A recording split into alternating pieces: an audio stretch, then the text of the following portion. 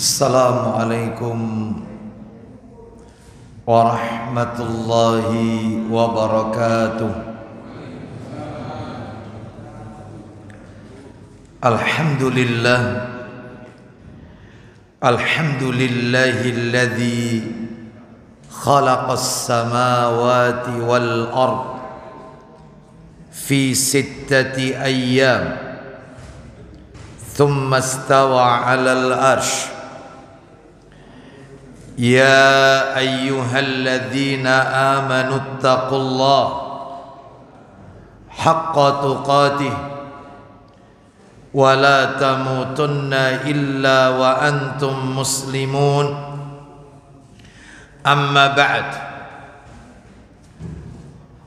fa inna asdaqal hadisi kitabullah wa khairal hadi hadi Muhammadin sallallahu alaihi wasallam wa syarral umuri muhdatsatuha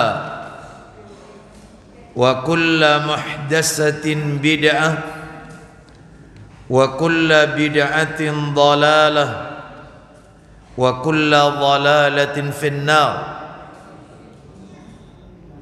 Asyhadu an la ilaha illallah wahdahu la syarika lah wa ashhadu anna Muhammadan abduhu wa rasuluh. Amma ba'd. Tidak ada kata yang patut kita ucapkan di malam hari ini melainkan rasa syukur kita kepada Allah tabaraka wa ta'ala atas segala karunia nikmat yang telah Allah berikan kepada kita. Di antara kenikmatan-kenikmatan tersebut yang kita rasakan pada malam hari ini adalah nikmat diberikannya kita kesehatan, kesempatan dan kemudahan untuk melaksanakan ibadah kepada Allah Subhanahu wa ta'ala. Diawali dengan salat maghrib berjamaah, dilanjutkan dengan talabul ilmi, menuntut ilmu, dan berakhir dengan melaksanakan salat isya yang dilakukan secara berjamaah pula. Semoga rangkaian amal ibadah yang kita lakukan khususnya pada malam hari ini tercatat di sisi Allah sebagai pemberat timbangan amal kebajikan kita kelak di yaumil qiyamah. Lebih dari itu, semoga amal-amal ketaatan yang kita lakukan pada malam hari ini menjadi penyebab dikabulkannya semua doa-doa kita. Mengapa demikian? Karena salah satu di antara tanda-tanda dikabulkannya doa seorang hamba, tips kiat-kiat agar doa terkabul adalah dengan melaksanakan perintah Allah Subhanahu wa ta'ala. Mana dalilnya? Mana dalilnya orang yang menjalankan perintah Allah maka doanya akan diijabah oleh Allah Azza wa Jalla. Doanya bisa kita lihat atau dalilnya bisa kita lihat di dalam Al-Quran, tepatnya di surat yang kedua Al-Baqarah, ayatnya ayat yang ke-186. Al-Baqarah ayat 186. Ayat ini minimal familiar di telinga kita, karena kalau di bulan Ramadan ayat ini seringkali kita dengarkan disampaikan para asatid, para duat, para ustadz, guru-guru kita, yaitu melalui kultum tarawih atau mungkin dalam berbagai kesempatan yaitu ceramah-ceramah di bulan Ramadan. Kita dengarkan ayatnya, Al-Baqarah ayat yang ke-186, ayat yang menunjukkan jika kita menjalankan perintah Allah, maka doa-doa kita akan dikabulkan oleh Allah Azza wa Jalla. Allah Ta'ala berfirman, wa idza sa'alaka 'ibadi 'anni fa inni qarib ujibu da'watad da'i idza da'an falyastajibu li wal yu'minu bi la'allahum yarshudun. Silakan Ustaz. Dan apabila hamba-hambaku bertanya kepadamu, wahai Muhammad, tentang aku, maka sesungguhnya aku dekat. Terus Aku kabulkan permohonan orang-orang yang berdoa. Stop. Ulang lagi kalimat itu. Aku kabulkan permohonan orang-orang yang berdoa. Syaratnya Ustadz, satu, Apabila dia berdoa kepadaku, akan aku kabulkan permohonan orang-orang yang berdoa. Syaratnya satu, apabila dia berdoa kepadaku, dia meminta kepadaku, bukan kepada yang lain. Yang kedua syaratnya, hendaklah mereka itu memenuhi perintahku. ulang lagi kalimat ini Ustadz, ini yang menjadi poinnya. Silakan. Hendaklah mereka itu memenuhi perintahku. Lanjutkan. Dan beriman kepadaku, Agar mereka memperoleh kebenaran. Ini menunjukkan dalil kepada kita, jika doa-doa kita ingin dikabulkan oleh Allah, salah satu syaratnya adalah penuhi semua perintah-perintah Allah.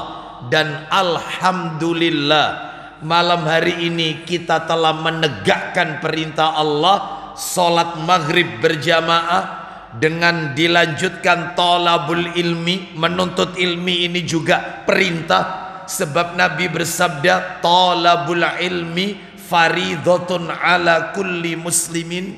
Menuntut ilmu adalah kewajiban bagi setiap kaum muslimin. Lalu berakhir dengan sholat isya yang dilakukan secara berjamaah. Ini juga perintah Allah Azza wa Jalla. Sekali lagi, semoga doa-doa kita semuanya dikabulkan oleh Allah Azza wa Jalla. Bapak Ibu kaum muslimin dan muslimah rahimani wa rahimakumullah, tidak memperpanjang muqaddimah, sebelum kajian ini kita mulai, kita lanjutkan, maka tidak ada kata terlambat. Malam hari ini adalah pertemuan saya yang pertama di jamaah Majelis Taklim Masjid Al-Hidayah. Setelah beberapa waktu yang lalu kita libur setelah Ramadan, maka kami ucapkan taqabbalallahu minna wa minkum. Semoga Allah menerima amal ibadah kita di bulan Ramadan kemarin. Semoga amal soleh yang kita lakukan di bulan Ramadan kemarin menjadi penyebab diampuninya semua dosa yang pernah kita lakukan. Allah Ta'ala berfirman, innal hasanati yudhibnas sayyiat. Sesungguhnya perbuatan-perbuatan yang baik itu, amal-amal kebajikan itu dapat menghapus kesalahan, dosa yang pernah kita lakukan. Semoga Ramadan kemarin bukanlah Ramadan yang terakhir bagi kita, tetapi Allah masih memberikan kesempatan kepada kita untuk menikmati indahnya Qiyamul Lail dan Lailatul Qadar di masa-masa yang akan datang. Bapak Ibu sekalian rahimani wa rahimakumullah, malam hari ini kita akan lanjutkan pembahasan kita. Seperti biasa, kajian kita di setiap Selasa pekan yang pertama di Masjid Al-Hidayah. Materinya adalah kitab yang ditulis oleh Syekh Salim bin Aid Al-Hilali hafizahullahu ta'ala, salah seorang murid senior Syekh Muhammad Nasiruddin Al-Albani rahimahullah. Beliau menulis kitab yang menjadi bahasan kita rutin sebulan sekali, adalah Mausu'atul Manahis Syar'iyyah fi Sahihis Sunnah An-Nabawiyah yang sudah diterjemahkan dalam bahasa Indonesia dengan terjemahan bebas, yaitu Ensiklopedi Larangan menurut Al-Quran dan As-Sunnah. Menurut catatan saya, kita masih berada pada larangan babnya bab akidah, larangan seputar akidah. Itu kalau panjenengan punya bukunya, larangan seputar akidah itu ada 19 larangan. 19 larangan. Dan menurut catatan saya terakhir bulan Maret kemarin, kita masih berada pada larangan yang nomor 7, Bapak Ibu sekalian. Berarti kurang 12 larangan. Itu masih seputar akidah, belum larangan seputar ilmu, belum larangan seputar ibadah, belum larangan seputar zakat, macam-macam. Baik. Jadi masalah bab akidah, masalah tauhid dan iman saja ada 19 larangan. Dan kita masih berada di nomor 7. Apa itu yang nomor 7? Larangan berpikir tentang zat Allah. Larangan berpikir tentang zat Allah, memikirkan zat Allah. Baik, kalau tidak salah Bapak Ibu sekalian, pada kajian beberapa waktu yang lalu, dalil-dalil yang terkait dengan larangan ini ada 4. Waktu itu saya bacakan ada 4. Saya tidak bacakan lagi ya, semuanya itu cukup satu saja, mudah-mudahan mewakili. Ini hanya untuk mereview, mengingatkan dari apa yang sudah kami sampaikan di bulan Maret yang lalu. Nah, yaitu di antara 4 dalil yang berbicara tentang larangan memikirkan zat Allah adalah dalil di dalam kitab silsilah hadis sahih. Saya bacakan saja, saya bacakan aja ya, karena ini sudah lewat soalnya ya, hanya untuk mereview saja. Dalam kitab silsilah hadis sahih nomor aslinya 1788. Saya bacakan dari sahabat Abdullah bin Umar radhiyallahu anhuma secara marfu. Dia berkata, maksudnya kalau secara marfu itu Bapak Ibu disandarkan kepada baginda Rasul sallallahu alaihi wasallam. Ya. Baik, saya akan sampaikan apa perkataan beliau radhiyallahu anhuma. Tafakkaru fil alaillahi wala tafakkaru fillahi azza wajal. Apa kata beliau Ibnu Umar radhiyallahu anhuma? Berfikirlah tentang nikmat-nikmat Allah, dan janganlah sekali-kali engkau berfikir tentang zat Allah azza wa jalla. Ini ya. Bahkan ada juga dalil yang lain sebenarnya ya, yang sudah pernah kami sampaikan, di mana Nabi sallallahu alaihi wasallam menyebutkan bahwasannya, kalau tidak salah riwayat Bukhari itu ya, dalam riwayat Bukhari, ya'ti syaitanu ahadakum fayaqul, syaitan senantiasa mendatangi salah seorang dari kalian. Jadi syaitan akan mendatangi kita, lalu dia akan berkata, lah perkataan syaitan itu menyelinap dalam hati seseorang, yang membuat orang itu menjadi ragu-ragu. Apa kata syaitan? Pintar syaitan ini, kita digiring. Apa kata syaitan? Man khalaqa kadza, man khalaqa kadza. Siapa yang menciptakan ini? Siapa yang menciptakan ini? Hatta yaqula man khalaqa rabbak. Sampai nanti syaitan akan pada titik tertentu, dia akan menghembuskan syubhat dalam hati kita. Lalu siapa kalau begitu yang menciptakan Allah? Nah, syaitan akan berkata dalam hati kita, coba kau lihat langit, siapa yang menciptakan langit? Dalam hati kita pasti menjawab Allah. Lalu syaitan berkata lagi, apa kau tidak lihat itu? Hewan-hewan yang indah-indah itu siapa yang menciptakan? Allah.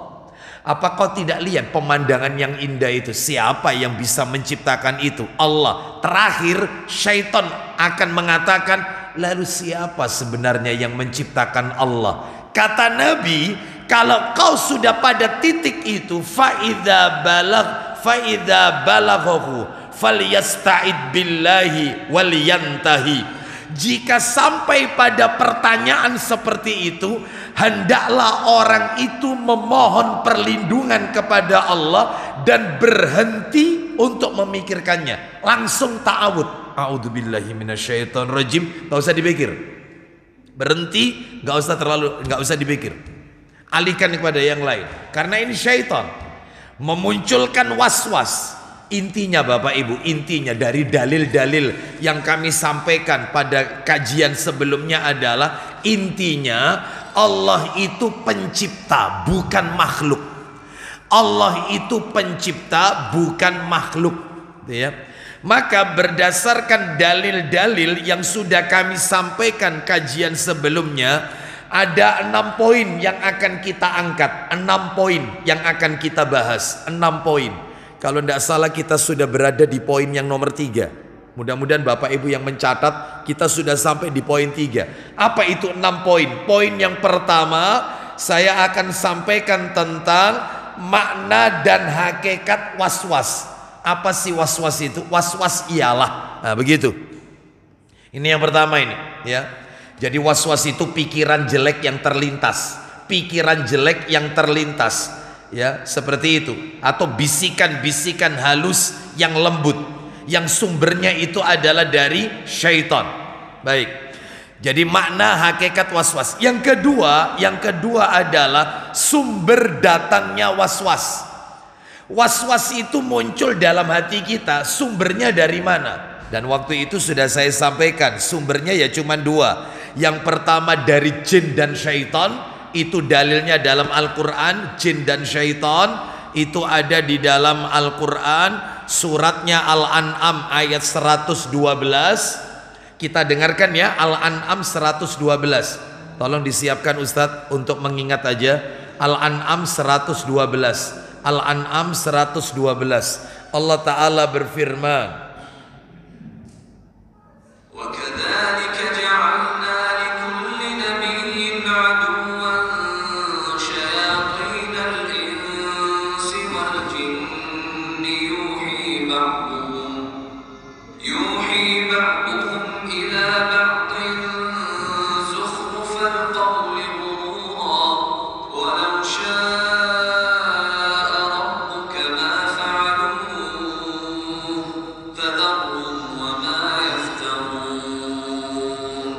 silakan.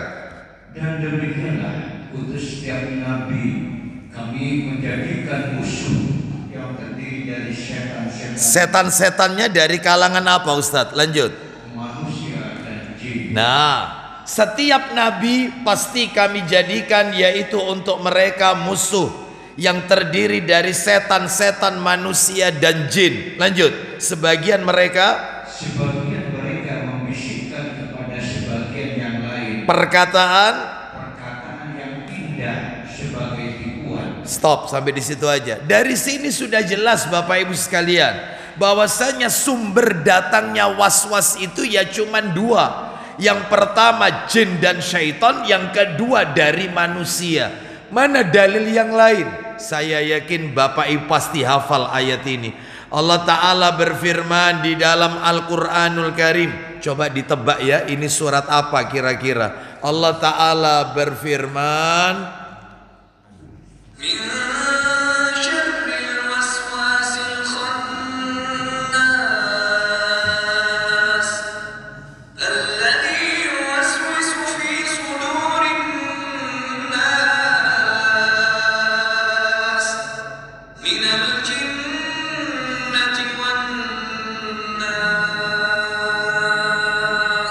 silakan dibuka surat An-Nas, surat terakhir nomor 114, mulai dari ayat 4 sampai ayat 6. Silakan Ustaz, baca.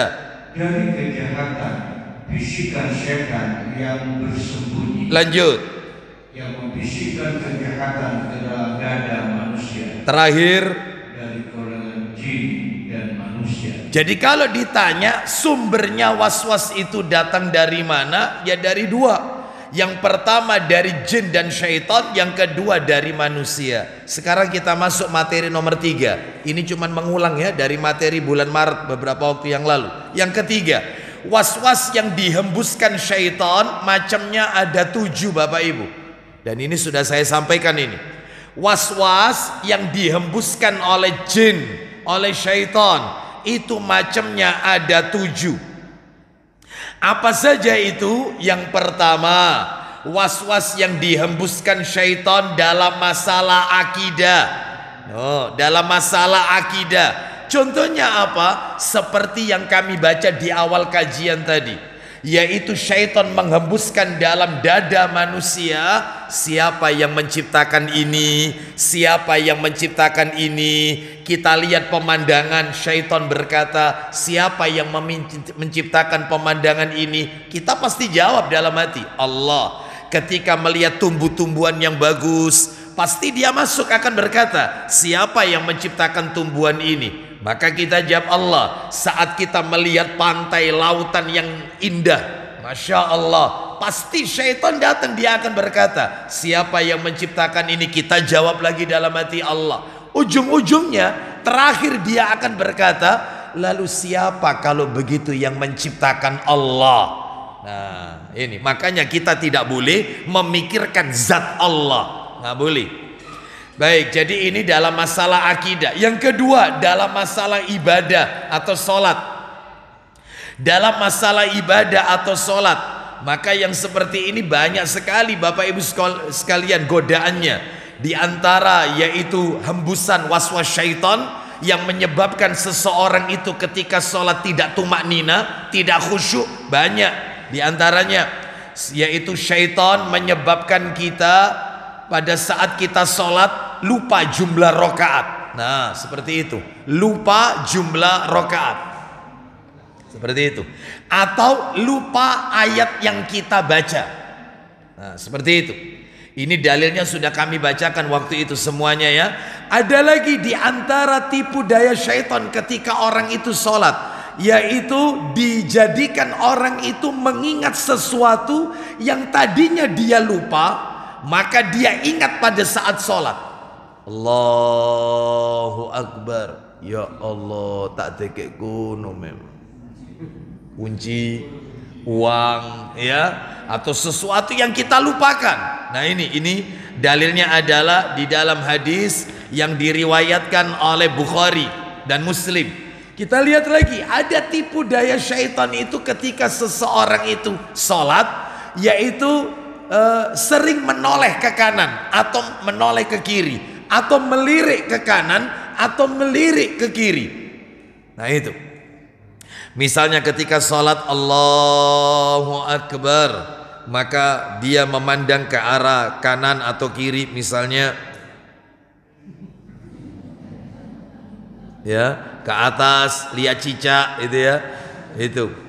Padahal arah pandangan kita saat sholat adalah ke tempat sujud. Makanya dari Aisyah radhiyallahu anhuma, beliau berkata, sa'altu Rasulullah sallallahu alaihi wasallam anit talaffuzi fi shalah. Aku bertanya kepada Rasulullah sallallahu alaihi wasallam tentang hukum menoleh dalam salat. Gimana hukumnya menoleh dalam salat? Faqala, Nabi menjawab, ikhtilasun yakhtalisuhu syaitan min salatil abdi. Itu adalah sambarannya syaitan dari salat seorang hamba. Jadi itu adalah sambaran yang dilakukan oleh syaitan. Jadi disambar. Kecuali Bapak Ibu, kecuali orang itu diperbolehkan yaitu menoleh kalau ada sebabnya. Kecuali menoleh dalam sholat, itu ada dalilnya. Kalau memang sesuai kebutuhan, ada sebabnya. Contoh, sahabat Abu Bakar As-Siddiq radhiyallahu an pernah melakukan ini Bapak Ibu. Pernah. Contoh, yaitu beliau pada saat waktu sholat zuhur. Itu riwayatnya dalam hadis Bukhari ya, riwayat riwayat Bukhari, salat zuhur, Rasul sedang tidak ada di tempat. Lalu Bilal setelah mengumandangkan azan, Bilal berkata kepada Abu Bakar As-Siddiq radhiyallahu an, Maukah Anda menjadi imam bagi kami karena Rasul sedang tidak ada di tempat?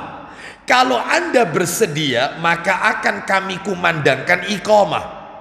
Maka kata Abu Bakar radhiyallahu an, ya silakan kumandangkan iqamah. Ini menunjukkan Bapak Ibu, ini saja sudah menjadi dalil bahwasanya setelah Rasulullah wafat, yang berhak layak untuk menjadi khalifah setelah Nabi sallallahu alaihi wasallam adalah Abu Bakar As-Siddiq radhiyallahu an. Singkat cerita, Abu Bakar jadi imam. Di pertengahan sholat Nabi datang. Lalu Nabi menerobos shaf. Karena Nabi yaitu ingin masuk ke dalam shaf yang pertama. Karena para jamaah merasa ada seseorang yang menerobos sholat mereka, maka mereka menepukkan tangan. Maksudnya mengingatkan Imam Abu Bakar As-Siddiq, memberitahu kalau Rasul sudah datang. Tepuk sekali. Maka Abu Bakar awalnya tidak menoleh, karena semakin banyak tepukan jamaah karena mengingatkan beliau Rasul sudah datang, maksudnya agar digantikan sholatnya oleh Rasulullah. Maka Abu Bakar pun menoleh ke belakang. Noleh loh ini ke belakang. Ternyata Rasul ada di belakang. Lalu kemudian apa yang terjadi? Maka Abu Bakar As-Siddiq radhiyallahu an mundur. Gerakan pertama menoleh, gerakan kedua mundur dari sholat. Maksudnya supaya Nabi yang maju meneruskan sholatnya.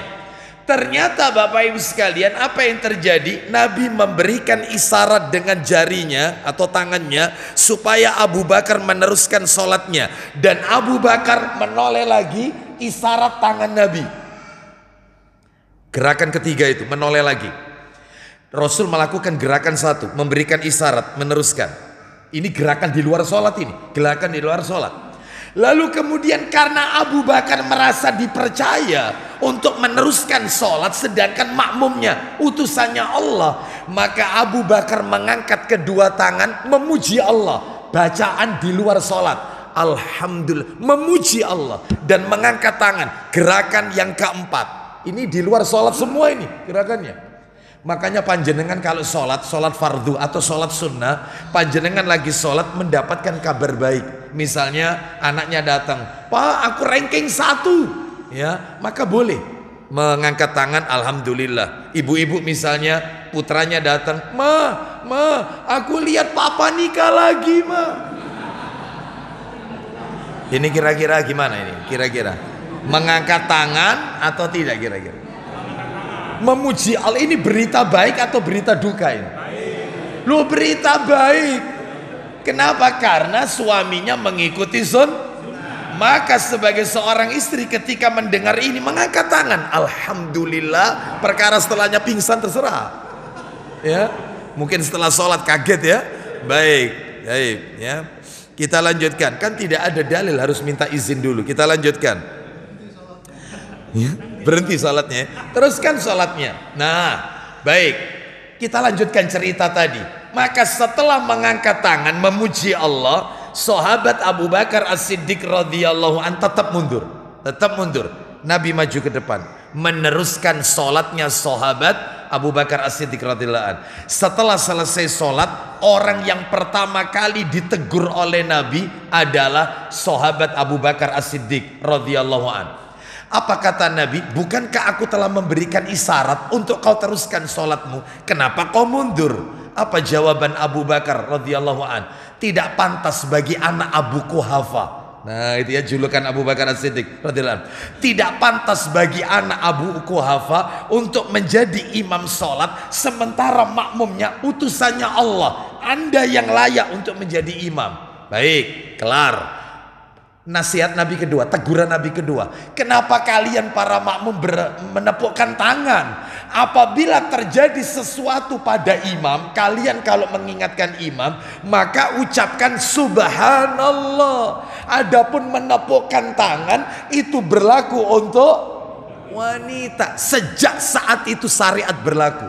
Berarti Ustadz kalau begitu Ustadz, telatnya Nabi tadi itu Ustadz ada hikmahnya. Ada syariat yang ditetapkan. Iya, andai kata Nabi kalau tidak telat, nggak ada syariat mengingatkan imam subhanallah sama menepukkan tangan bagi wanita.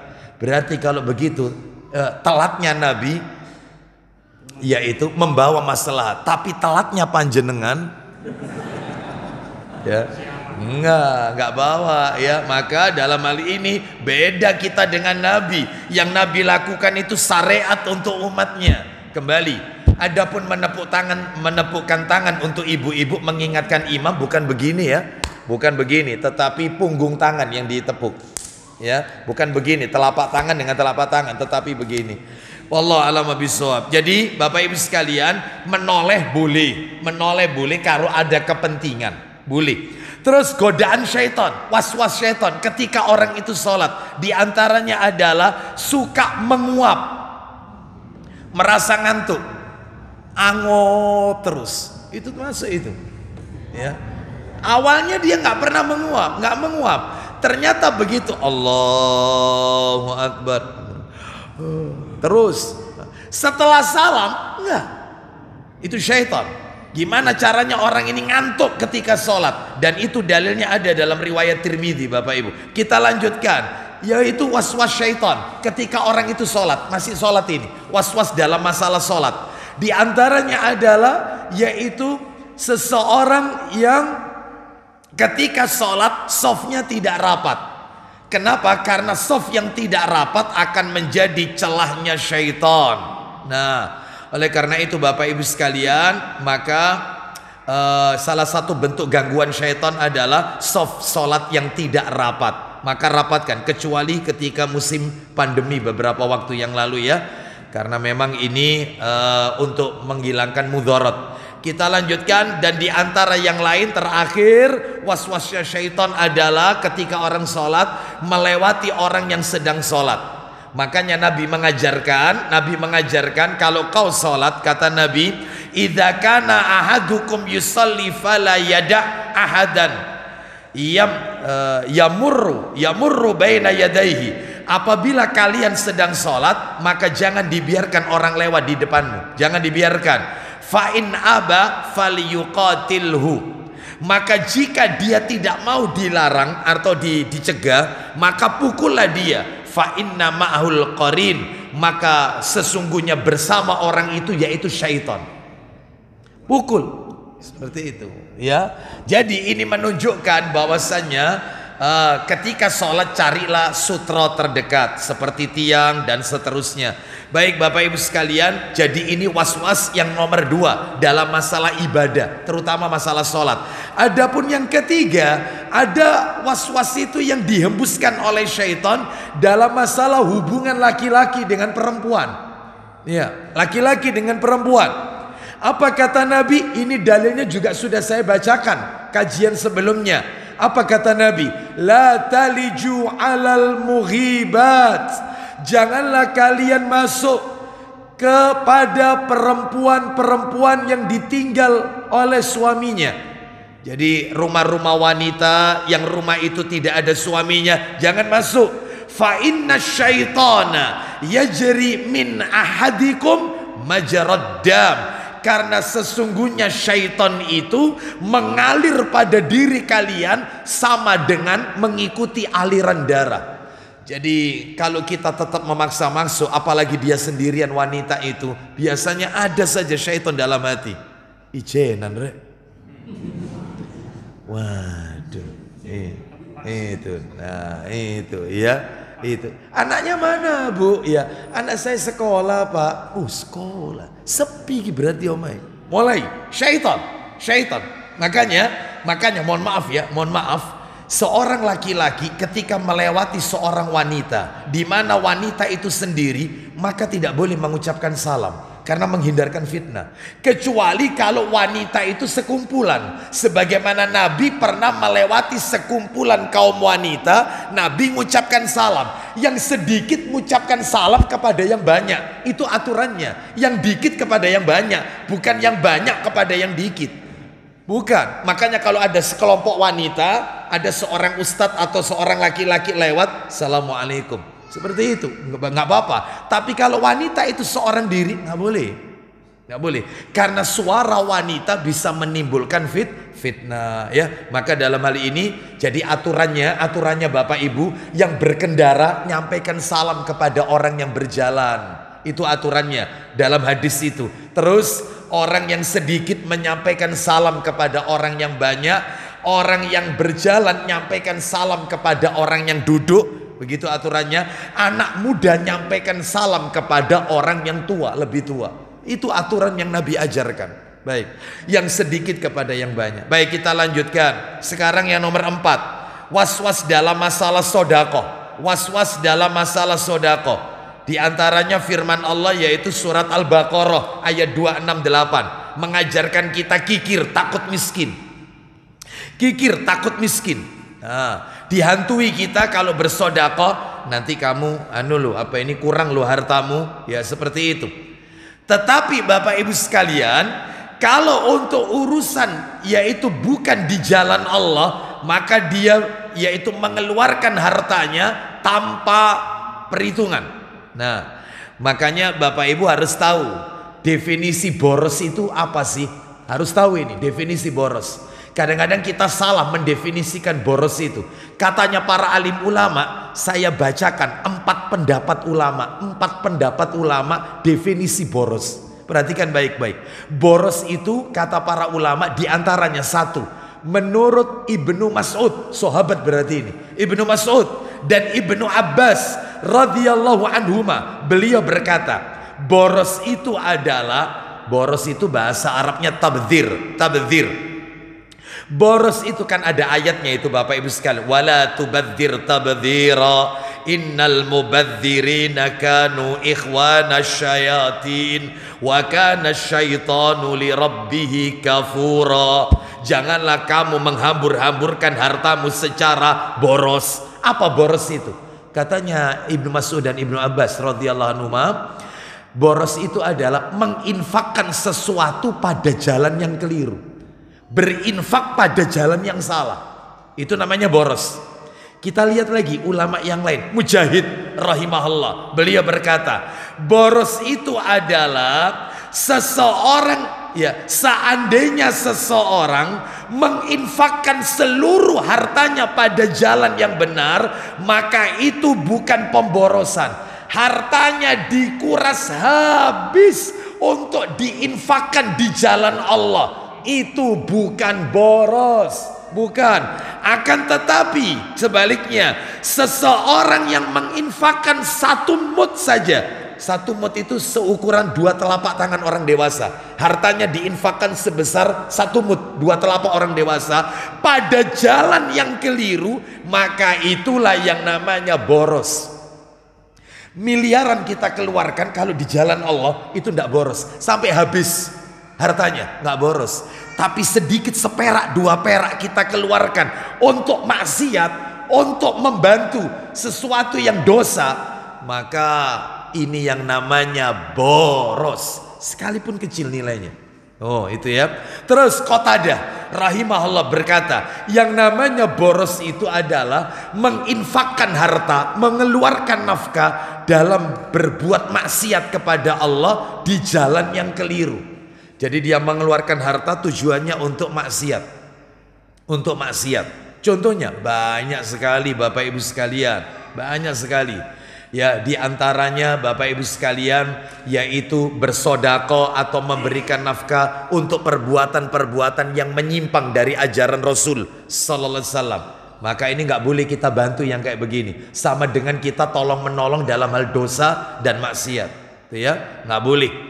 Contoh lagi, tetangga kita Nasrani, kita beri parcel saat hari raya Natal, kita kasih makanan. Ya, kita sebagai catering misalnya, yaitu pihak catering dipesan untuk acara Natal, maka pesanan mereka kita buatkan. Kita sama dengan tolong menolong dalam dosa dan maksiat. Sama seperti itu. Termasuk ada seorang tukang berkata kepada saya, Ustadz, saya ini dapat order Ustadz, bangun gereja Ustadz. Saya ini muslim, gimana Ustadz? Saya terima apa enggak? Lumayan Ustadz, tiap harinya itu ya besar Ustadz. Itu besar Ustadz, dan dijamin enak Ustadz. Maka jawabannya nggak boleh, karena ini tempat peribadatan mereka. Nggak boleh, ya, seperti itu. Oleh karena itu maka ini namanya boros. Terus terakhir Ibnu Jauzi rahimahullah berkata, yang dimaksud boros itu adalah menyalahgunakan dalam bentuk membuang-buang harta. Nah, mungkin panjenengan butuh contoh-contohnya. Contoh-contoh boros yang menjadi temannya syaitan. Hati-hati ya. Ini katanya ulama, di antara bentuk contohnya ini. Contohnya adalah mendahulukan orang lain daripada karib kerabat. Jadi kalau mau memberikan nafkah, orang lain didulukan, kerabat terakhir. Sama orang lain royal, sama keluarga sendiri bakhil. Lah ini namanya orang pemboros, temannya syaitan. Ini yang pertama. Contoh yang lain, gemar beli produk yang mahal-mahal karena gengsi. Oh, branded. Oh, ya. Kalau tidak branded, kalau tidak bermerek, nggak mau. Ini boros. Nah, terus boros dalam menggunakan air wudhu. Air wudhu nggak boleh boros. Kecilkan aja kerannya.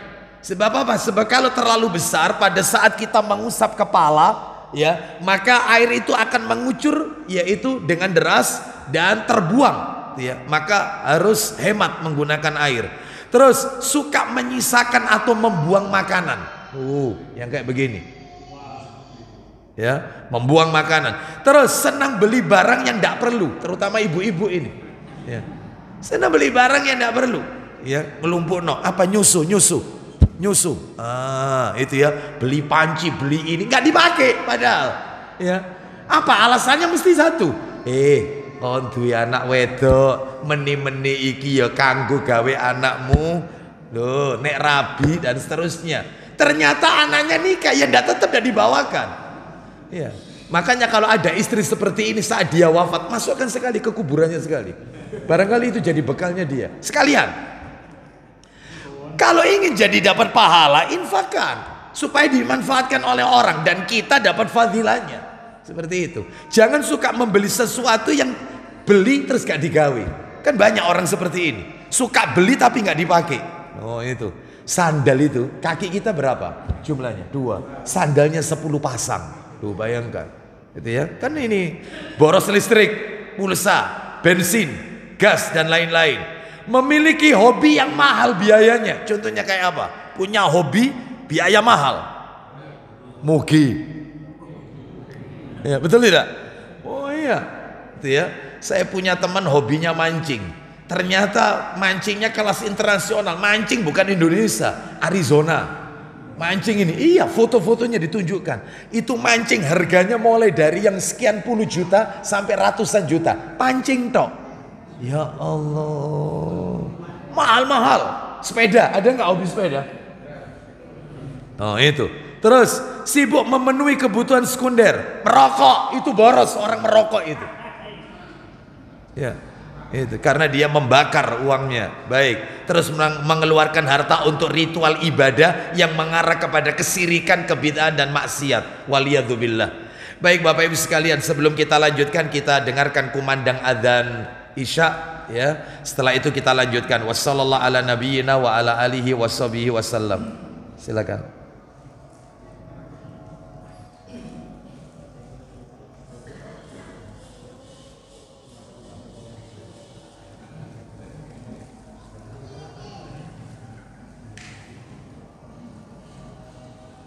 Allahu Akbar, Allahu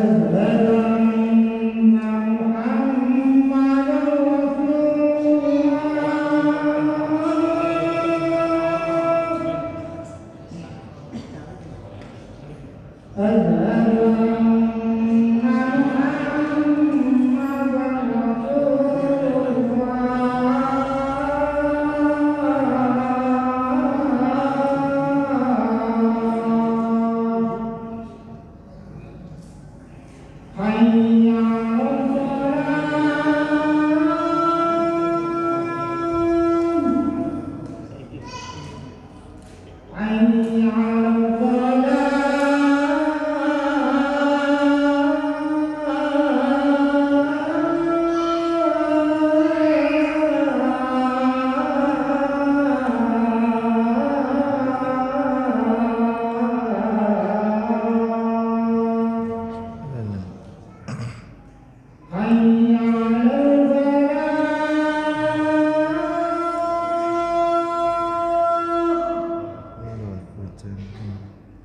حي على حي على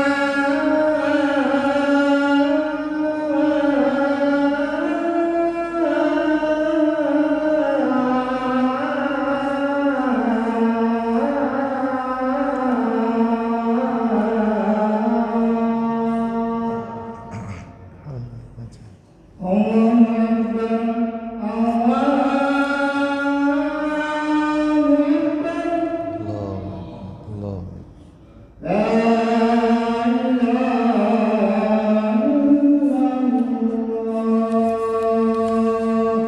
لا إله إلا الله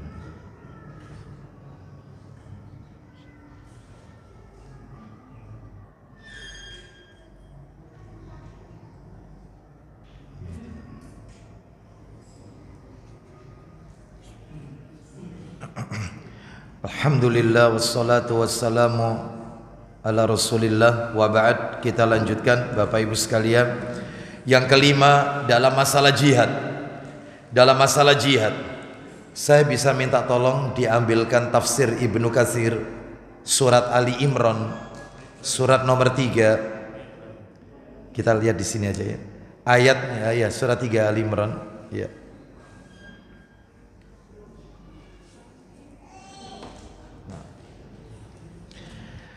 Yaitu ketika mengomentari tentang sahabat. Oh, berarti ini jilid 1 ini. Ya, surat Ali Imran, yang surat Ali Imran. Berarti jilid 2 ayat 152. Ali Imran ayat 152. Ya. Nah. Ya. Kita dengarkan dulu Bapak Ibu sekalian, sebelum saya akan bacakan tafsir di dalam surat Ali Imran ayat 152. Kita dengarkan dulu, yaitu was-was yang dimunculkan oleh syaitan dalam masalah jihad. Dimunculkan orang itu takut dalam berperang ketika jihad. Itu Ali Imran ayatnya 155. 155 dulu, nanti kita baca keterangannya di ayat yang 152 dalam tafsir Ibnu Katsir. Baik, kita lihat Ali Imran 155. Allah Ta'ala berfirman, kita lihat ya.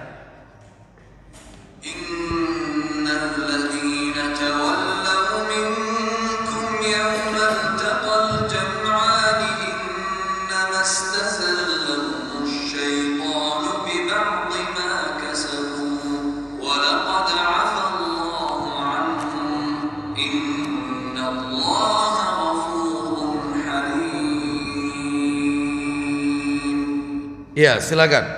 Sesungguhnya orang-orang yang berpaling di antara kamu ketika terjadi pertemuan atau pertempuran antara dua pasukan itu. Ya. Sesungguhnya mereka digelincirkan oleh setan. Ya, bagaimana itu? Disebabkan sebagian kesalahan atau dosa yang telah mereka perbuat pada masa lampau. Tetapi Allah benar-benar telah memaafkan mereka. Ya. Sungguh Allah Maha Pengampun lagi Maha Penyantun. Baik, Bapak Ibu sekalian rahimani wa rahimakumullah. Jadi di antara waswas syaitan adalah dimunculkan ketakutan di medan jihad, sehingga mereka yaitu lari lenggang kangkung. Mereka tidak mau berhadapan dengan musuh. Mereka tidak mau pergi berjihad. Nah, seperti itu. Mereka mementingkan kehidupan dunia.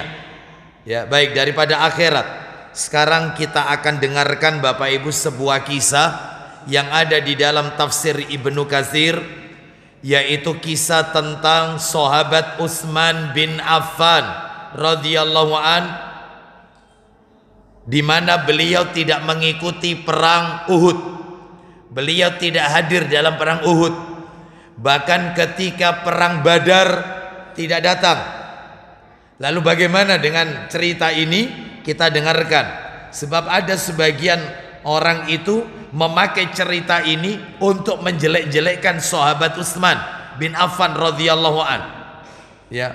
Bukankah menurut mereka apakah Utsman bin Affan radhiyallahu an ini masuk kategori orang-orang pengecut? Waliyadzubillah min hadzal kalam. Kita berlindung kepada Allah dari perkataan seperti ini. Kita dengarkan di dalam tafsir Ibnu Katsir disebutkan dalam riwayat Bukhari, ya, nomor aslinya 3699. Ceritanya yang lengkap ada di Ibnu Katsir. Kalau Bapak Ibu punya Sahih Bukhari, di situ juga ada, ceritanya sama. Nomor 3699. Tafadhol Pak Didi, minta tolong antum baca yang keras. Yang ini, bahwa Imran, ya, Imran dari Imam Al-Bukhari. Sampai habis ya bawahnya. Baik. Bagi-bagi tugas ya. Kita dengarkan baik-baik. Silakan. Baca. Bahwa Imam Al-Bukhari meriwayatkan pula dari Utsman bin Mu'awiyah. Ia berkata bahwa ada seseorang yang datang untuk mengerjakan ibadah haji. Coba pakai mic-nya biar ibu-ibu yang di belakang lebih jelas. Oh pendek. Ya, silakan. Ulang lagi, ada seseorang.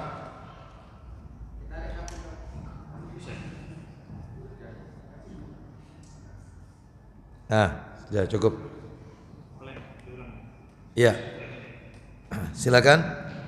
Bahwa Imam Al-Bukhari meriwayatkan pula dari Utsman bin Mu'awiyah. Itu yang tadi saya katakan, 3699.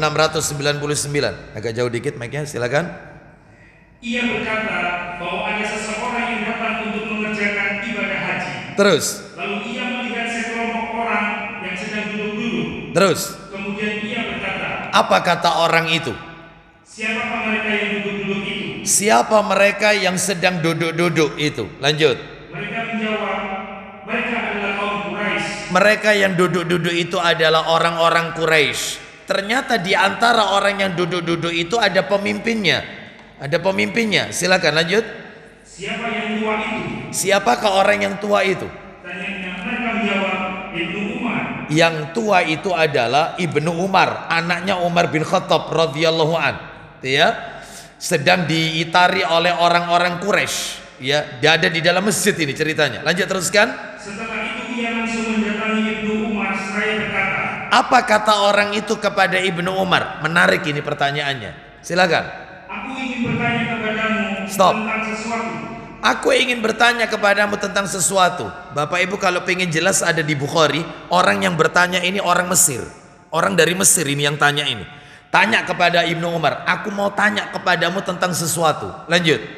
Beritahukanlah kepadaku sebuah hadis. Ia bertutur, tanyalah. Tanyakan. Apa yang mau kau tanyakan padaku? Terus. Dia bertanya, Satu. aku bersumpah atas kesucian rumah ini, Lanjut. yaitu Ka'bah. Yaitu Ka'bah. Aku bersumpah dengan kesucian rumah ini, yaitu Ka'bah, Baitullah. Lanjut. Tidakkah engkau mengetahui bahwa Utsman bin Affan pernah melarikan diri pada perang Uhud? Bukankah kau tahu Utsman bin Affan pernah lari ketika perang Uhud? Lari loh ini. Dari perang Uhud. Satu. Lanjut. Iya, jawabnya. Ibnu Umar mengatakan iya, lari ketika perang Uhud. Dua. Ia bertanya lagi, engkau juga mengetahui bahwa Utsman tidak ikut serta dalam perang Badar Bukan. dan tidak menyaksikannya?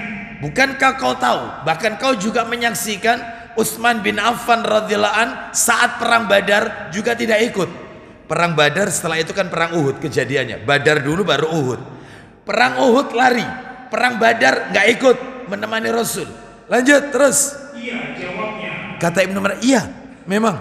Terus yang ketiga. Ia bertanya lagi, bukankah engkau juga mengetahui bahwa Utsman juga tertinggal bai'atul Ridwan serta tidak ikut menyaksikannya? Bukankah kau juga tahu Utsman bin Affan radhiyallahu an tidak ikut perjanjian Bai'atul Ridwan, di mana semua pada waktu itu bersumpah di bawah pohon, yaitu untuk setia kepada Nabi sallallahu alaihi wasallam, dan Utsman bin Affan tidak ada. Ya, lanjut teruskan. Ia pun menjawab, iya. Iya, benar kata Ibnu Umar.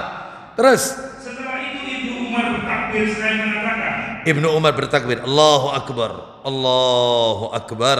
Lalu kemudian dia berkata, apa itu kata Ibnu Umar? "Kemarilah, Kemari, silakan. Akan aku tunjukkan yang sebenarnya. Silakan. aku akan beritahukan dan terangkan kepadamu mengenai apa yang kau tanyakan kepadaku." Baik, apa itu? Satu, Mengenai larinya Utsman pada perang Uhud.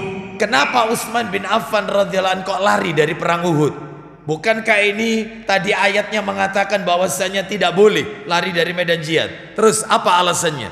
Aku bersaksi bahwa Allah telah memaafkannya. Allah sudah memaafkan itu. Allah sudah memaafkan itu. Ayatnya Ali Imran ayat 155. Allah maafkan mereka. Tadi sudah kita dengarkan, ya. Terus terkait perang Badar. Dan mengenai ketidakhadirannya pada perang Badar, Kenapa alasannya kok nggak ikut perang Badar? karena pada waktu itu ia sedang merawat istrinya. Ia sedang merawat istrinya, sedangkan istrinya Utsman putrinya Rasul sallallahu alaihi wasallam. Lanjut. Yaitu putri Rasulullah SAW yang sedang sakit. Terus Dan Rasulullah SAW berkata kepadanya, apa kata Nabi kepada Utsman? Yaitu menantunya berarti Utsman ini. Lanjut. "Sesungguhnya engkau mendapatkan pahala dan bagian orang yang ikut dalam perang Badar." Kau juga dapat pahala seperti pahalanya mereka yang ikut perang Badar. Jaga istrimu.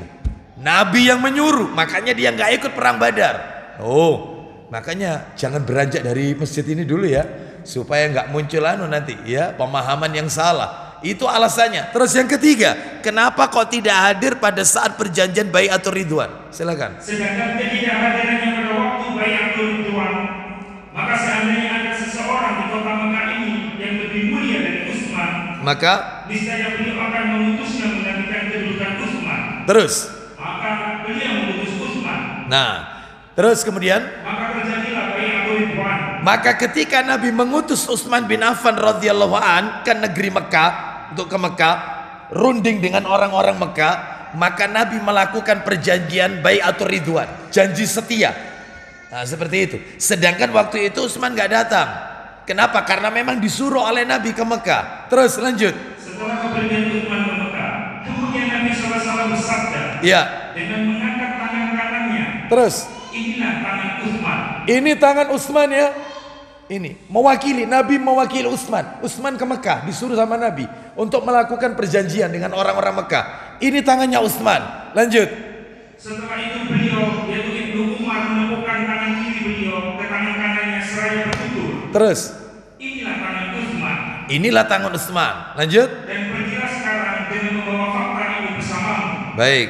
Jadi artinya Nabi mewakili Utsman bin Affan dalam perjanjian Bai'atur Ridwan tersebut. Lalu Ibnu Umar berkata, sekarang pergilah kau ke kaummu, sampaikan cerita yang aku sampaikan ini kepada mereka, supaya tidak menimbulkan fitnah. Ya, jadi tidak hadirnya Utsman radhiyallahu an pada saat perang Uhud sudah dimaafkan oleh Allah. Dalilnya Ali Imran 155.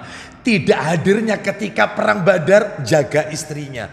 Istrinya adalah putrinya Nabi SAW. Tidak hadir ketika Bai'atur Ridwan, itu karena diutus oleh Nabi ke negeri Mekah untuk melakukan perjanjian. Baik, yang nomor 6, was-was dalam masalah zikir. Masalah zikir, ya, orang itu dilupakan dari mengingat Allah. Bagaimana caranya dia mengingat sesuatu selain Allah? Makanya Bapak Ibu sekalian, mohon maaf ini perlu saya sampaikan. Kita itu kalau kaget, maka Nabi memberikan tuntunan kepada kita, jangan mengucapkan syaitan. Jangan. Kadang-kadang kita ini kalau apa jatuh gitu, setan, kan gitu ya. Atau misalnya kita di jalan berkendara, mobil kita dipotong orang, kita marah, oh setan, gitu ya. Jangan. Karena kalau kita katakan syaitan, maka syaitan akan berkata, demi kebesaranku, kau kaget yang kau sebut bukan Allah, kau tetap mengingatku. Kurang ajar. Makanya kita harus mengingat Allah terus. Makanya caranya, kata Nabi, solusinya minta Abu Dawud jilid 3 warna coklat jilid 3. Makanya kata Nabi, kalau kita kaget ucapkan bismillah. Ya, pegang barang jatuh bismillah, kaget di jalan bismillah, Ya, ada suara misalnya petasan kita kaget bismillah. Itu kan ada orang lata itu kadang-kadang apa titik ya macam-macam lah. Nah, tolong diganti bismillah dengan menyebut nama Allah. Kenapa? Karena orang menyebut bismillah, maka syaitan itu akan mengecil sekecil yaitu lalat. Sekecil lalat, tersiksa dia. Karena kita dalam kondisi kaget pun tetap ingat Allah. Tapi kalau kita menyebut selain nama Allah, bangga dia. Kau kaget tetap kau mengingat aku. Ya, seperti itu. Makanya panjenengan juga begitu. Ketika sholat bacaannya kacau, jumlah rakaatnya sudah mulai lupa, lakukan sujud sahwi. Jangan sampai tidak. Kenapa? Untuk menghina syaitan. Sebab syaitan akan berkata, yaitu aku dikeluarkan oleh Allah gara-gara nggak mau sujud. Engkau aku buat lupa rokaatmu, lupa ayat yang kau baca, tapi engkau tetap sujud kepada Allah. Tersiksa dia. Makanya kita kalau ayat tahiyat ternyata berdiri, ya sudah, tetap aja turun tahiyat. Berarti kita punya tugas nanti sebelum salam kita sujud 2 kali, sujud sahwi. Untuk apa? Untuk menghinakan syaitan yang sudah melupakan kita. Kita tetap sujud kepada Allah.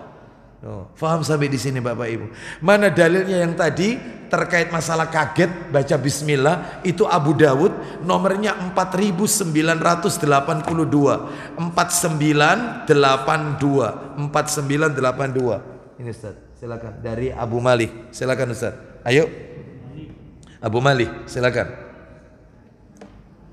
Dari Abu Malik, dari seorang laki-laki, dia berkata, Iya. aku mau bonceng Nabi Muhammad SAW. Tiba-tiba binatang tunggangannya tergelincir. Terus? Aku berkata, Iya. celakalah setan. Nah, syaitan kaget soalnya. Terus? Nabi pun berkata, Silakan.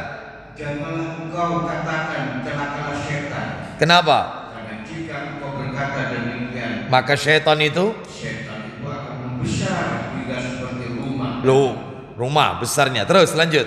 Dan berkata, demi kekuatanku, melainkan ucapkanlah bismillah. Nah, jadi syaitan akan mengatakan demi kekuatanku, kau tetap menyebut namaku. Tetapi ganti, jangan syaitan, ucapkan bismillah. Kenapa Ustaz? Lanjut. Dengan nama Allah, karena jika engkau ucapkan itu, maka setan itu akan mengecil hingga seperti lalat. Nah, sekecil lalat, tersiksa dia. Baik, terakhir was-was dalam masalah bid'ah. Apa itu was-was dalam masalah bid'ah? Di antaranya adalah perkataan Sufyan Ats-Tsauri rahimahullah, yaitu beliau berkata, al bid'atu ahabbu ila iblis minal maksiyah. Perbuatan bid'ah itu lebih disukai iblis daripada maksiat. Wal maksiyatu yutabu minha wal bid'atu la yutabu minha. Orang yang melakukan perbuatan maksiat mudah diajak tobat, diingatkan itu bisa mudah pelaku maksiat. Tetapi orang yang melakukan perbuatan bid'ah susah diajak tobat, karena dia merasa apa yang dia lakukan itu sudah benar. Sudah benar. Makanya iblis paling senang dengan perbuatan bid'ah. Oleh karena itu Bapak Ibu sekalian, maka inilah bentuk-bentuk was-was yang dihembuskan oleh syaitan. Bapak Ibu sekalian, ini sebenarnya kalau mau dilanjutkan, ini jamnya agak malam lagi ya. Ini ada yang kurang beberapa, ada 3 poin sebenarnya. Beberapa sebab yang menjerumuskan seseorang dalam keadaan beberapa sebab yang menjerumuskan seseorang ke dalam perasaan was-was. Kenapa orang itu kok selalu was-was? Saya tuntaskan ringkas saja. Nanti file PDF-nya akan saya kirimkan ke takmir seperti biasa. Itu nanti lengkapnya di situ. Ini saya ringkas saja. Kenapa orang itu kok mudah was-was? Alasannya 3 Bapak Ibu, kata para alim ulama. Ini materi nomor 4 ya. Kan ada 6 poin. Sekarang kita masuk materi nomor 4. Beberapa sebab yang menjerumuskan seseorang ke dalam perasaan was-was. Sebabnya apa? Orang itu kok suka was-was? Ada 3 sebabnya. Yang pertama, lalai dan berpaling dari mengingat Allah. Ya, nggak sering mengingat Allah. Yang diingat itu adalah sesuatu yang ada di luar Allah. Wong kita saja, mohon maaf, kalau berkendara kadang-kadang kita itu diam. Jangan, kalau bisa jangan diam. Zikir, baca solawat, zikir yang paling disukai oleh Allah Azza wa Jalla adalah subhanallah wa bihamdihi subhanallahil azim. Terus, atau zikir subhanallah walhamdulillah wala ilaha illallah wallahu akbar. Itu terus dibaca. Itu zikir yang paling disukai oleh Allah Azza wa Jalla. Jangan sampai nyetir mobil, berkendara, naik motor, lisan diem. Jangan, terus zikir. Ya. Orang kalau suka mengingat Allah, maka Allah akan hilangkan was-was dalam hatinya. Seperti itu. Mana dalilnya? Nanti bisa dibaca sendiri dalilnya di dalam Al-Qur'anul Karim. Suratnya adalah surat 43 Az-Zukhruf ayat 36 dan 37. Az-Zukhruf ayat 36 dan 37. Nomor 2, sebabnya orang itu kenapa kok suka was-was. Yang kedua, minimnya ilmu agama. Minim ilmu agama. Ya. Minim ilmu agama. Mohon maaf ini Bapak Ibu sekalian, orang yang jatuh ke dalam perbuatan was-was, maka mereka ini adalah orang-orang yang minim ilmu agamanya, tidak rajin menuntut ilmu, ya. Sehingga dia merasa seolah-olah apa yang telah Nabi jelaskan itu belum cukup bagi mereka, perlu ditambah dan dilengkapi dengan alasan berhati-hati. Banyak prakteknya, banyak sekali. Nanti saya akan jelaskan itu contohnya. Yang ketiga, katanya para alim ulama ini, kenapa orang itu kok sering was-was? Itu semangat yang terlalu berlebihan. Semangat yang terlalu berlebihan. Semangat yang berlebihan. Bapak Ibu sekalian, mohon maaf ini, orang itu kalau semangat dalam beribadah atau aktivitas kebaikan, itu perkara terpuji Bapak Ibu. Itu dimuliakan. Semangat dalam ibadah, apalagi tadi ustadz kita tadi, imam kita sholat maghrib, rakaat kedua kan baca alam nasrah, fa idza faraghta fansab wa ila rabbika farghab. Apabila kalian telah menyelesaikan satu urusan ibadah, maka kerjakan urusan ibadah berikutnya. Berarti ibadah itu kan tidak mengenal lelah, tidak mengenal garis finish. Habis ibadah ya ibadah lagi.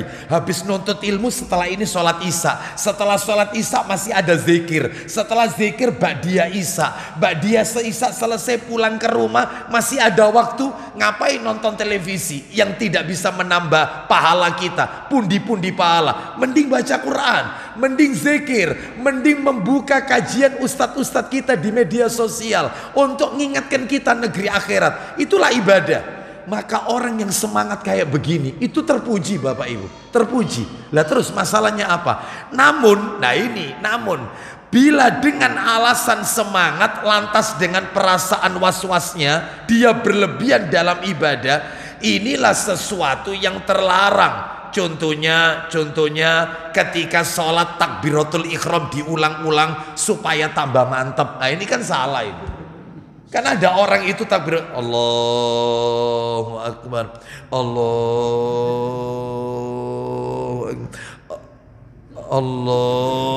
terus nggak kelar-kelar, diulang. Ada nggak orang kayak begini? Ya seperti itu. Supaya mantap kadang-kadang bacanya itu dikeraskan. Imam baca, dia baca itu. Alhamdulillahirabbil alamin arrahmanir rahim maliki yaumiddin. Dikeraskan supaya tambah. Salah, menyelisih sunnah malah. Ya, wudu supaya tambah mantap mestinya mencuci kaki itu kan sampai mata kaki. Ini enggak, paha-pahanya disiram. Jadi sarungnya itu diangkat gini. Ada nggak orang untuk model kayak gini? Itu, ini berlebihan, ini was-was. Orang kena was-was, minim ilmu, semangat berlebihan tanpa dalil. Ya itu. Jadi itu ya, banyak yang seperti ini. Baik. Itu, dikit-dikit apa itu? Mau apa itu? Bismillah. Ini penyakit ini sebenarnya Bapak Ibu. Ini penyakit ini. Ya, psikis ini sebenarnya kayak gini. Iya, betul. Seperti itu. Ya. Hah? Ya. Nah, Bapak Ibu sekalian, itu yang keempat. Yang kelima, Yang kelima, materi yang kelima, cara membedakan sikap berhati-hati dengan was-was. Kita kalau nasihati mereka, Mas, wudhu itu tidak perlu begitu, cukup sampai mata kaki. Loh, saya itu dalam rangka berhati-hati. Ayo, gimana caranya membedakan ini hati-hati, ini was-was? Nah, caranya gimana membedakannya? Maka kita lihat perkataannya Al-Imam Ibnu Qayyim Al-Jauziyah rahimahullah. Beliau mengatakan bahwasannya perbedaannya antara sikap berhati-hati dengan was-was adalah kalau sikap hati-hati itu di dalam rangka mengikuti sunnah Nabi tanpa berlebihan dan tanpa melampaui batas. Itu. Sedangkan kalau was-was itu adalah perbuatan bid'ah yang tidak pernah dilakukan Nabi dan para sahabat. Itu nggak pernah dilakukan. Ya, contoh masuk kamar mandi, mau wudhu ini, misalnya di dalam toilet. Ya, was-wasnya muncul. Ini kan nanti tembok ini kan nanti pas kepegang orang tangannya najis, habis megang apa ini sesuatu yang najis terus megang tembok, saya nanti kena, sehingga tembok itu disirami semua sama dia. Ya. Was-wasnya kaliberan ini sudah, ya, seperti itu. Jadi was-was betul. Maka yang seperti ini sikap berlebihan tidak mencontoh Nabi dan para sahabat. Adapun kalau sikap hati-hati itu dalam mengikuti sunnah Nabi Sallallahu Alaihi Wasallam. Contoh apa sunnahnya Nabi ketika sholat? Diawali apa? Takbiratul ihram. Takbiratul ihram itu bagaimana? Contohnya yang Nabi ajarkan cuma dua, sejajar dengan daun telinga sama sejajar dengan bahu. Ya cuma itu. Allah begini boleh, Allahu Akbar, sejajar daun telinga, atau sejajar pendek dikit, sejajar bahu, Allahu Akbar. Gak usah bawa garisan terus, gak usah ya, pakai ngelirik-ngelirik begini, gak usah ya. Ya dikira-kira saja. Ada orang itu yang pelit takbiratul ihramnya, pelit. Ada orang itu begini takbiratul ihram, pelit banget. Iki piye tuh? Tinggikan, Allah Akbar, Allah Akbar. Ini enggak? Ya, iki piye iki? Ya, seperti itu. Ada lagi, ya, ada lagi. Yaitu maksudnya supaya tambah mantap. Ini was-was juga.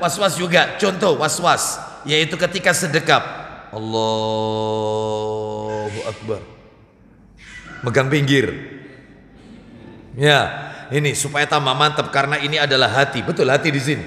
Kolbu. Ah, ini bukan. Yang benar itu di dada. Dalilnya itu. Lah dada itu mana? Mulai dari yaitu ini apa ini?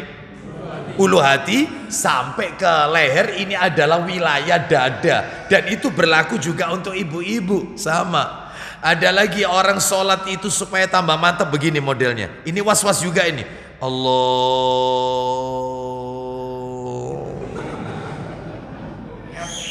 Iya, ini Nabi itu tidak pernah saya baca Nabi itu lulusan dari padepokan mana gitu misalnya.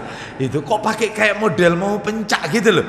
Gak usah, ya biasa aja. Allahu Akbar. Seperti itu, ya. Baik. Terus sekarang yang nomor 6 kita tuntaskan terakhir. Ya, terakhir. Ya. Yang keenam terapi dari penyakit was-was. Apa terapinya?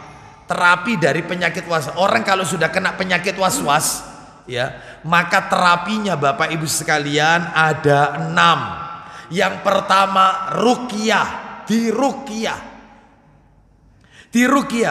Mana dalilnya? Minta tolong Ibnu Majah jilid 3 warna hijau. Ibnu Majah jilid 3, cepet dikit, jilid 3. Ya. Nah, betul. Ya, kirim ke sini, saya carikan langsung. Nomor hadisnya, bukunya baru semua, bagus-bagus. Ya. Saya sampai takut ini bukanya ini Bapak Ibu sekalian. Takut lungset saya itu. Masya Allah. Iya. Ya. Baunya tuku. Iya, Masya Allah. Ya. Itu. Ya, ini nih Ustaz. Apa? Ini Ustaz. Ya. Nomornya 2874. Ibnu Majah 2874. Ayo dibaca dari Utsman bin Abi Al-As. Silakan. Ayo Ustaz. Dari Utsman bin Abu Al-As yang berkata, ya, lanjut. ketika Rasulullah Muhammad SAW menugaskanku di Taif, Terus tiba-tiba sesuatu menghalangi atau mengganggu sholatku, hingga aku tidak menyadari sholat yang sedang aku kerjakan. jadi dia itu nggak paham sholat yang dikerjakan ini apa, berapa rakaat, diganggu oleh syaitan. Lanjut. Ketika aku sadari itu, maka aku lekas berhenti kembali menemui Rasulullah Muhammad SAW. Terus Beliau pun bersabda, silakan. Ibnu Abu Al-As, aku menjawab, ya, wahai Rasulullah. Beliau bertanya, kabar apa yang kamu bawa? Terus Aku menjawab, wahai Rasulullah, sesuatu telah menghalangi dalam sholatku, sehingga aku tidak menyadari sholat yang sedang aku kerjakan. lalu Beliau berkata, dzaka syaitanu adnu. Silakan. itu adalah syaitan. Mendekatlah kamu. Mendekat kemari, diruqyah sama Nabi.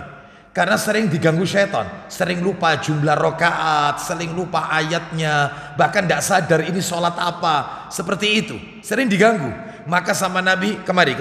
Kemudian mendekati beliau, dan aku duduk di atas bagian dari dalam kedua telapak kakiku. terus Perawi bercerita, maka beliau memukul dadaku dengan tangannya. Nah, Nabi memukul dadanya Utsman bin Abi Al-As, bukan Utsman bin Affan ya, Utsman bin Abi Al-As, ditepuk dadanya. Terus kemudian Dan menjembur di arah mulutku dan bersabda, lalu kemudian mulutku disuruh buka, lalu diludahi mulutnya oleh Nabi SAW. Ini ludahnya Nabi, tapi ludahnya Nabi, sudahlah, gak berlaku. Ludahnya tambah rejos, gak berlaku. Ini ludahnya Rasul, ya. Jadi dipukul dadanya, lalu kemudian diludahi sambil Nabi berkata, ukhruj aduwallah, keluar hai musuhnya Allah, keluar kau musuhnya Allah. Lanjut, teruskan. keluarlah wahai musuh Allah. Keluarlah wahai musuhnya Allah. Kemudian Beliau melakukannya 3 kali. Nabi lakukan itu, nyemburkan itu 3 kali. Ya, makanya kita kalau misalnya berobat, kalau misalnya juru ruqyahnya itu pakai begini, dibacain Bismillahirrahmanirrahim. Wah, nggak usah diminum, nggak usah. Nggak ada tuh, atau ditiup, nggak usah. Ya karena itu tidak syar'i, nggak syar'i itu ya, tidak ada tuntunan dari Nabi Sallallahu Alaihi Wasallam. Baik, sampai di situ. Nomor 2, rajin nuntut ilmu. Rajin nuntut ilmu. Untuk mengobati was-was harus nuntut ilmu. Orang kalau nuntut ilmu, Allah akan berikan sakinah, ketenangan dalam hatinya. Apalagi Bapak Ibu sekalian, disebutkan bahwasannya ilmu itu kan cahaya dari Allah yang diberikan di dalam hati seseorang. Sedangkan was-was itu adalah dosa yang bisa mematikan cahaya itu. Makanya sebagai penuntut ilmu jangan suka melakukan dosa, maka ilmunya tidak akan berkah. Sebab kata Imam Syafi'i rahimahullah, apa kata Imam Syafi'i rahimahullah? I'lam bi annal ilma fadlun wa fadlullahi la yu'tahu 'asi. Ketahuilah, ilmu itu adalah keutamaan, dan keutamaan Allah tidak akan diberikan kepada pelaku dosa atau maksiat. Makanya kalau ada orang nuntut ilmu suka melakukan dosa, nggak manfaat ilmunya. Itu makanya itu bisa menguasai hati sehingga hati nggak bisa tenang. Itu makanya harus nuntut ilmu dan hindari dosa. Itu nomor 2. Nomor 3, banyak zikir. Ala bidzikrillahi tatmainnul qulub. Hanya berzikir kepada Allah, Allah akan jadikan hati itu tenang. Banyak zikir. Mana dalilnya? Banyak zikir. Surat 13 ayat 28. Nomor 4, banyak baca Quran. Banyak baca Quran. Ayo, paling tidak 1 hari 1 juz. Kalau misalnya itu terlalu berat, ya mungkin setelah subuh berapa ayat, setelah duhur atau setelah isya atau mau tidur berapa ayat. Usahakan tiap hari baca Quran.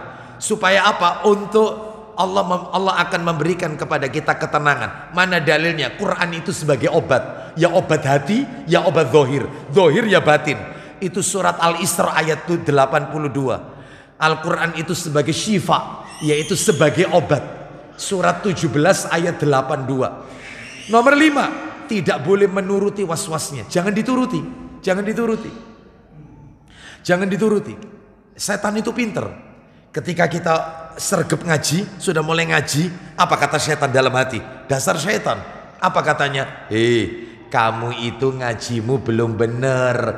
Tajwidmu salah semua, hukum bacaanmu salah, makhrajul hurufmu juga salah. Kamu capek-capek ngaji 1 hari 1 juz percuma, gak dapat pahala karena salah kabeh. Ujung-ujungnya apa? Tak pikir-pikir, iya wis gak ngaji. Gak ngaji, orang sudah gak ngaji.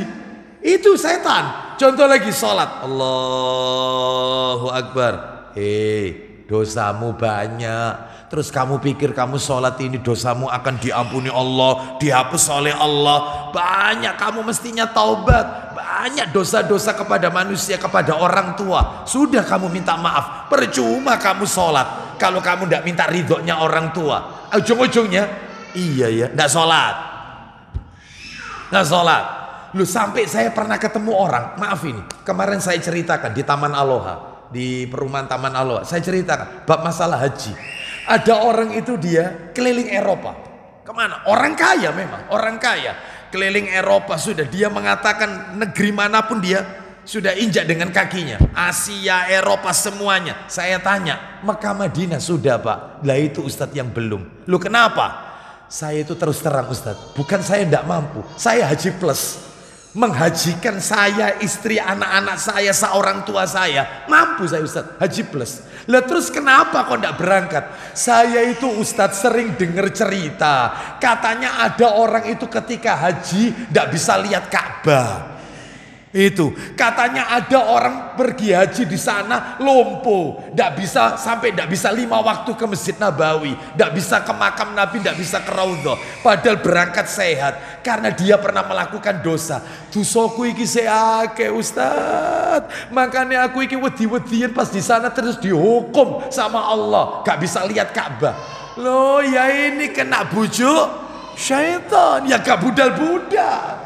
Berangkat taubat sebelumnya sama Allah, minta ampun, Allah Maha mengampuni. Semua dosa diampuni oleh Allah. Tidak ada satupun dosa yang tidak diampuni, asalkan Anda benar-benar taubat sebelum ajal. Minta dan berubah menjadi lebih baik. Berangkat, bismillah. Gitu Ustaz ya? Iya. Si Ustaz tak pikir-pikir di anu. Saya mikir, setannya ini perlu diruqyah ini ya. Perlu diruqyah ini. Gak mau pergi umrah, ndak mau umrah itu loh, ndak mau haji karena bisikan dari teman-temannya. Makanya betul, was-was itu dari jin sama syaitan sama dari manusia. Nduk kono iku ono uwong gak iso melaku. Oh, sudah. Ono uwong iku tawaf gak nonton Ka'bah, gak iso lihat Ka'bah. Endi Ka'bah? Iku karena dia melakukan dosa. Lah gara-gara kayak gini cerita-cerita, tahayul-tahayul kayak begini ini. Itu, makanya ini ya was-was, hati-hati. Jangan dituruti was-was itu. Baik, Bapak Ibu sekalian, terakhir nomor 6, banyak berdoa. Banyak berdoa, minta kepada Allah supaya dijauhkan oleh Allah dari was-was, dari keburukan akhlak. Doanya ada Ustadz? Ada. Ayo tirukan saya semuanya doanya. Ini ada di bukunya Ustadz Yazid Jawas, hafizahullah ta'ala, guru kita ya. Doa apa ini, buku beliau judulnya Doa dan Wirid sesuai Quran dan Sunnah, halamannya 274, cetakannya Pustaka Imam Syafi'i ya, kumpulan doa lah. Begini doanya, Allahumma jannibni munkaratil akhlaq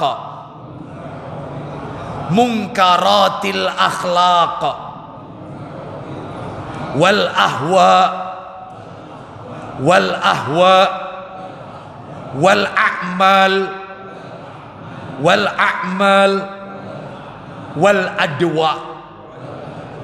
adwa. Artinya, ya Allah, jauhkan aku dari berbagai kemungkaran akhlak, hawa nafsu, perbuatan jelek, dan segala macam penyakit.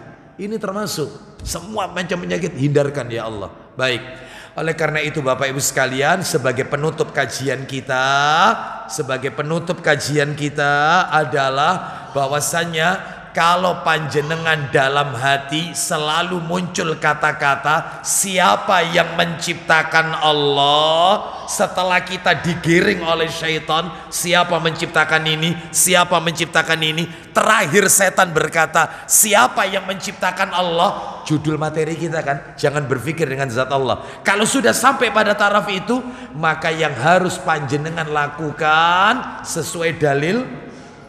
Sesuai dalil ada 6 Bapak Ibu sekalian.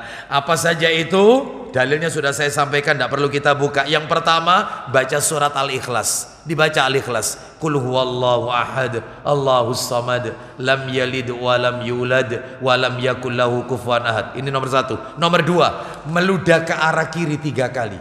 Meludah ke arah kiri 3 kali. 3 kali. Yang ketiga, baca ta'awud. Sekali aja ta'awudnya. A'udzubillahi minasyaitonirrajim. Tolong ini urutannya, ini urutannya. Al-Ikhlas 1 kali. Yang kedua yaitu meludah ke arah kiri 3 kali. Nomor 3 baca ta'awudz. Yang nomor 4 dia mengatakan bahwasanya amantu billahi wa rasuluh, atau dalam bahasa Indonesia aku beriman kepada Allah dan utusannya Allah, yaitu Nabi Muhammad SAW. Itu diucapkan itu. Nomor 5 memutus was-was dan menghentikan, nggak usah dipikir lagi, nggak usah dipikir. Terakhir nomor 6, bacalah surat nomor 57 Al-Hadid, ayatnya ayat nomor 3. Al-Hadid ayat nomor 3. Wallahu a'lam bishawab. Ayo saya tanya, kalau kita dalam hati kita muncul was-was, syaitan mengarahkan kita, siapa yang menciptakan Allah? Yang panjenengan lakukan ada berapa tadi? 6. Nomor 1 apa? Al-Ikhlas. Nomor 2 apa? Meludah ke arah kiri 3 kali. Nomor 3, membaca ta'awud. Ya. Nomor 4, mengatakan aku beriman kepada Allah dan Rasulnya. Ya. Nomor 5, memutus was-was dan menghentikan keraguannya. Gitu ya. Dan nomor 6, membaca surat apa tadi? Al-Hadid surat nomor 57 itu ayatnya ayat 3. Wallahu a'lam bishawab. Demikian apa yang bisa kami sampaikan. Nanti PDF-nya akan kami share. Ya silakan minta kepada takmir, insya Allah. Karena waktunya sudah lewat, saya tidak buka tanya jawab. Insya Allah kita akan lanjutkan pada kesempatan-kesempatan yang akan datang. Kita akan masuk larangan nomor 8, insya Allah. Demikian kita tutup. Semoga Allah mengistiqomahkan kita dalam ketaatan kepada Allah dan Rasulnya. Wassallallahu ala nabiyyina wa ala alihi washabihi wasallam. Subhanakallahumma wa bihamdika asyhadu an la ilaha illa anta astaghfiruka wa atubu ilaik. Wa akhiru da'wana anil hamdulillahi rabbil alamin. Assalamualaikum warahmatullahi wabarakatuh.